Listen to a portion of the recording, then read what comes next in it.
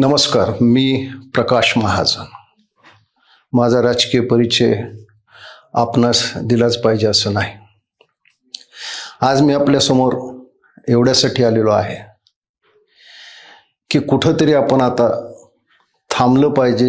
ही भावना गेली काही दिवसापासून माझ्या मनात सारखी येत आहे. खरं म्हणजे मी गंगेला बोल लावला त्यावेळेसच थांबायला पाहिजे होतं. खरं म्हणजे मी पहलगामच्या वेळेसच थांबायला पाहिजे होतं. पण त्यावेळेस मला असं वाटलं की कुठंतरी काहीतरी सुधारणा होईल. व्यक्तिगत म्हणाल तर माझी अपेक्षा अत्यंत कमी आहे. कुठल्याही पक्षात मी राहिलो तरी मला काही निवडणुकीचं तिकीट गरज नव्हती, कुठल्या पदाची गरज नव्हती. फक्त हिंदुत्वाचा विचार जोपासला जावा एवढीच एक भावना होती. परंतु कमीत कमी अपेक्षा ठेवून सुद्धा माझ्या वाट्याला खूप अपेक्षा आली. लोकसभेच्या रणधुमाळीत मला कधी विचारण्यात आलं नाही.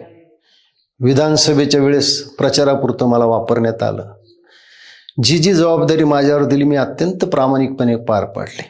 माझ्या कामाचे कौतुक नाही, पण माझ्या हातून ज्या चुका झाल्याच नाही त्याचे बोल मला लावण्यात आले. जे माप माझ्याकडून घडलेच नाही त्याचे प्रायश्चित्त मला देण्यात आले. खरं म्हणजे मी फक्त अमितजी यांचा थोडा अपराधी आहे. मी त्यांना छत्रपती संभाजीनगरच्या सभेत हे शब्द दिला होता की अमितजी, मी तुमच्यासोबत काय तुमच्या मुलासोबत देखील मी काम करेन. पण दुर्दैवाने परिस्थिती अशी आली की मी दिलेला शब्द पाळू शकत नाही. अमितजी, तुम्ही मला समजून घ्याल असं मला वाटतं.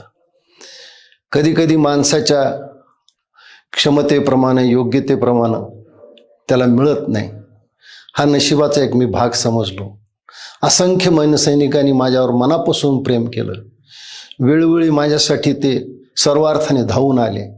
त्या सर्व मनसैनिकाचा मी कायमचा ऋणी राहील. पण मला असं वाटतं की आता आपण इथं थांबलं पाहिजे. कुठंतरी या मनोरुग्ण अवस्थेतून बाहेर आलं पाहिजे आणि म्हणून मी आज थांबायचा निर्णय घेतला. धन्यवाद. एबीपी माझा, उघडा डोळे बघा नीट.